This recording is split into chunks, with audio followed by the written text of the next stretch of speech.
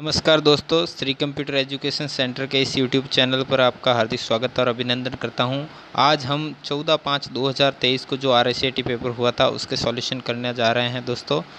और आपको पता है ये सीरीज़ अपन चला रहे हैं जो आपके RSAT एग्ज़ाम नेक्स्ट होने वाला है 1 अक्टूबर को, उसके लिए चला रहे हैं। उसके अलावा आपके जो भी कंप्यूटर का एग्ज़ाम होगा उसके लिए ये सीरीज़ बहुत सी काम आने वाली है। तो देखते रहिए, बने रहिए हमारे साथ और आप ज़्यादा से ज़्यादा शेयर कीजिए, कमेंट कीजिए, लाइक कीजिए, सब्सक्राइब कीजिए। चलो चलते हैं अपन अपने क्वेश्चन की तरफ। पहला क्वेश्चन है दोस्तों, कंप्यूटर सिस्टम पर संवेदनशील डेटा को सुरक्षित और संरक्षित करने के लिए निम्न में से कौन सी विधि का उपयोग किया जाता है। जो डेटा है दोस्तों, जो डेटा है अपना कंप्यूटर सिस्टम के अंतर्गत, उसको सुरक्षित रखना है, उसको संरक्षित रखना है। और इसको सुरक्षित और संरक्षित रखने के लिए अपन कौन सी विधि का प्रयोग करते हैं। Which of the following method used to secure and protect sensitive data on your computer system. तो उसके लिए एनक्रिप्शन, ए वाला ऑप्शन आपका बिल्कुल सही है। ए वाला बिल्कुल आपका ऑप्शन क्या है, सही है, एनक्रिप्शन। ठीक है, नेक्स्ट क्वेश्चन है अपना, निम्नलिखित में से कौन सा एक इनपुट डिवाइस का उदाहरण है। निम्नलिखित में कौन सा एक इनपुट डिवाइस का उदाहरण है। क्या प्रिंटर इनपुट डिवाइस है? नहीं भाई, ये तो आउटपुट डिवाइस है। स्कैनर जो है आपका इनपुट डिवाइस है। स्पीकर जो है आपका आउटपुट डिवाइस है। और मॉनिटर जो है आपका आउटपुट डिवाइस है। नेक्स्ट क्वेश्चन अपना 3 नंबर क्वेश्चन है, माइक्रोसॉफ्ट एक्सेल में निम्नलिखित में से कौन सी एक विशेषता जिनका उपयोग स्प्रेडशीट में डेटा पर गणना करने के लिए किया जाता है। तो उसके लिए क्या आप चार्ट बनाते हैं? नहीं भाई। क्या आप फिल्टर लगाते हैं? नहीं। क्या फार्मूला लगाते हैं? हाँ, तो यही सही आंसर है। आपको डेटा की गणना करनी है तो गणना करने के लिए, कैलकुलेशन करने के लिए अपन माइक्रोसॉफ्ट एक्सेल के अंदर, जिसे अपन स्प्रेडशीट सॉफ्टवेयर कहते हैं दोस्तों, उसके अंदर अपन क्या करते हैं, फार्मूला लगाते हैं। नेक्स्ट क्वेश्चन है अपना, निम्नलिखित में से कौन सा एक प्रकार का सॉफ्टवेयर है जिसका उपयोग अपन इंटरनेट को ब्राउज करने के लिए कर सकते हैं। क्या ईमेल है? नहीं भाई। क्या वेब ब्राउज़र है? हाँ, ये सही है। वेब ब्राउज़र एक ऐसा सॉफ्टवेयर होता है जिससे अपन इंटरनेट ब्राउज कर सकते हैं या इंटरनेट सर्फिंग कर सकते हैं अपन। फिर आपका नेक्स्ट क्वेश्चन है, आप विंडोज़ में निम्नलिखित में से कौन सी उपयोगिता है जिसका उपयोग अनावश्यक फाइलों को साफ करने और सिस्टम प्रदर्शन को एक अच्छा या अनुकूलित करने के लिए किया जाता है। क्या टास्क मैनेजर है? नहीं भाई। क्या डिस्क क्लीनअप है? ये सही है आपका, ठीक है, बी आपका डिस्क क्लीनअप आंसर सही है। विंडोज़ में जो भी अनुपयोगी डेटा होता है, जो अनुपयोगी फाइलें होती हैं, उनको साफ़ करने के लिए और सिस्टम के प्रदर्शन को एक बेहतरीन बनाने के लिए, अनुकूलित करने के लिए जो है डिस्क क्लीनअप ऑप्शन का जो है अपन उपयोग करते हैं। छठा क्वेश्चन है आपका, कीबोर्ड में कुल फंक्शन कीज़ कितनी होती है दोस्तों। बच्चे को पता है 12 होती हैं। कितनी होती है? 12 होती है। 2 प्रकार के आउटपुट डिवाइस कौन से? ये ऑप्शन दे रखे हैं, उसमें से 2 ऐसे कॉम्बिनेशन बताना है जिसमें दोनों आउटपुट डिवाइस हो। क्या कीबोर्ड और माउस आउटपुट डिवाइस है? नहीं भाई, ये तो इनपुट डिवाइस है। क्या विंडोज़ 2000 है विंडोज़ NT आउटपुट डिवाइस? नहीं भाई, ये तो ऑपरेटिंग सिस्टम है। फिर फ्लॉपी डिस्क और CD क्या आउटपुट डिवाइस है? नहीं भाई, ये तो स्टोरेज डिवाइस है। तो आपका लास्ट ऑप्शन बचा मॉनिटर और प्रिंटर, ये क्या है, आपके 2 आउटपुट डिवाइस है।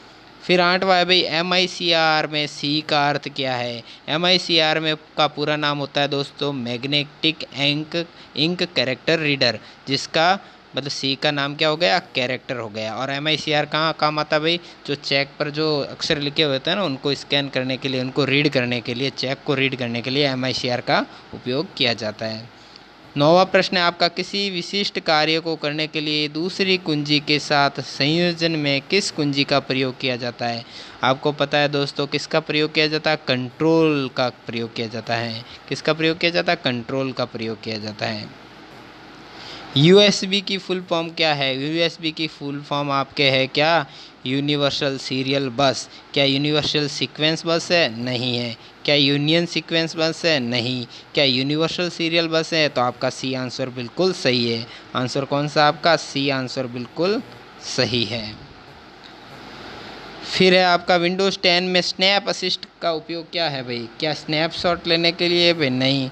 क्या स्क्रीनशॉट लेने के लिए? नहीं। एक स्क्रीन पर एक से अधिक विंडोज़ को रन करवाने के लिए। सी आपका आंसर बिल्कुल सही है। फिर है आपका 12वां क्वेश्चन, एक सर्च इंजन द्वारा सूचनाओं को खोजने के लिए किसका उपयोग किया जाता है? वेब क्रॉलिंग और वेब स्पाइडर का प्रयोग किया जाता है, सही है। इंडेक्सिंग और का प्रयोग किया जाता है, सही है। सर्चिंग का प्रयोग किया जाता है, सही है। मतलब ऑल सही है। डी आंसर इसका बिल्कुल सही है। नेक्स्ट क्वेश्चन है आपका, ईमेल संप्रेषण में प्रयोग आने वाली बीसीसी का विस्तारित रूप क्या है? मतलब बीसीसी का फुल फॉर्म क्या है? तो इसका है आपका blind carbon copy. Blue carbon copy है क्या? नहीं, यह आपका बी नंबर है, ब्लाइंड कार्बन कॉपी। 14 प्रश्न है आपका, प्रेजेंटेशन को स्लाइड शो को शुरू करने, प्रेजेंटेशन है अपना पीपीटी पावर पॉइंट प्रेजेंटेशन, उसमें स्लाइड शो शुरू करना है, उसके लिए क्या काम करेंगे? F5 की दबाएंगे, सही है, दबाएंगे। स्लाइड शो मेन्यू में व्यू शो विकल्प का चयन करेंगे, सही है, करेंगे। Slide show menu rehearse time का चयन करेंगे, नहीं करेंगे। मतलब डी वाला, ए और बी आपका दोनों सही है। इसलिए आपके आगे भी ऑप्शन पढ़ने चाहिए ताकि इसमें आपका सही आंसर बैठ सके।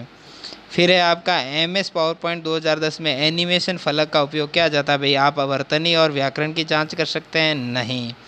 कि आप स्लाइड शो पर लागू एनिमेशन की सूची देख सकते हैं, आपका बी आंसर जो है इस यहाँ बिल्कुल सही है। 16वां क्वेश्चन है कि यदि आप MS एक्सेल 2010 में प्रिंटिंग के दौरान सभी पृष्ठों पर पंक्ति को दोहराना चाहते हैं तो आप किसका प्रयोग करेंगे? पेज ओरिएंटेशन नहीं, पेज साइज नहीं, print titles. C number option आपका बिल्कुल सही है। सी नंबर ऑप्शन आपका बिल्कुल सही है। क्या है आपका सी नंबर क्वेश्चन कहाँ गया अपना यार? ये रहा क्वेश्चन 16वां, प्रिंट टाइटल्स, इसका प्रयोग करेंगे। फिर है 17 नंबर क्वेश्चन है आपका, MS एक्सेल में चार्ट के प्लॉट क्षेत्र में प्लॉट एरिया में प्रदर्शित क्षैतिज रेखाएं क्या कहलाती है? ग्रिड लाइन कहलाती है। क्या कहलाती है? ग्रिड लाइन कहलाती है। नेक्स्ट क्वेश्चन है आपका दोस्तों, MS एक्सेस 2010 में उपयोगकर्ता या तो फॉर्मूला व्यू या फिर प्रिंट व्यू में एक नई टेबल बना सकता है। नहीं दोस्तों, ये आपका ये ए नंबर है। डिज़ाइन व्यू और डेटा शीट व्यू में एक अपनी क्या बना सकता है? नई टेबल बना सकता है। MS एक्सेल 2010 में सेल एड्रेस का उदाहरण क्या है? फेमस क्वेश्चन है आपका। सेल एड्रेस ये क्या है? 1145 AZ है, नहीं है। AZ 145 है, बी आंसर बिल्कुल आपका सही है। सेल एड्रेस का क्या होता है भाई? सबसे पहले आपका कॉलम का नाम आता है जिसमें अल्फ़ाबेट होते हैं, ठीक है ना, और फिर आपका पंक्ति का नाम आता है, रो का नाम होता है जिसमें आपका न्यूमेरिकल डेटा होता है, ठीक है। गूगल प्ले स्टोर क्या है? यह एंड्रॉयड के लिए गूगल द्वारा विकसित अंतर्राष्ट्रीय ऑनलाइन सॉफ्टवेयर स्टोर है, बिल्कुल सही। 21वां क्वेश्चन है आपको, MS एक्सेल 2010 में शिफ्ट F3 का प्रयोग करके अपन क्या करते हैं? एक छवि डालने के लिए काम आता है, नहीं। एक नई सीट खोलने के लिए काम आता, नहीं। मौजूदा सीट को सेव करने के लिए, नहीं।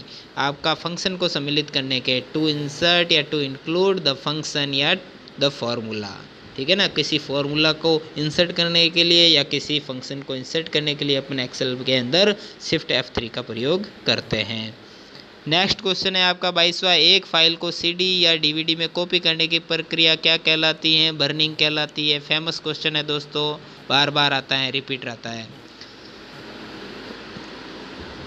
MS वर्ड 2010 में सबसे नीचे की 37 पट्टी जिसमें पृष्ठ संख्या, शब्द गणना आदि कई विकल्प होते हैं तो उसको अपन क्या बोलते हैं दोस्तों? सबको पता है, स्टेटस बार बोलते हैं। इसको क्या बोलते हैं? स्टेटस बार बोलते हैं।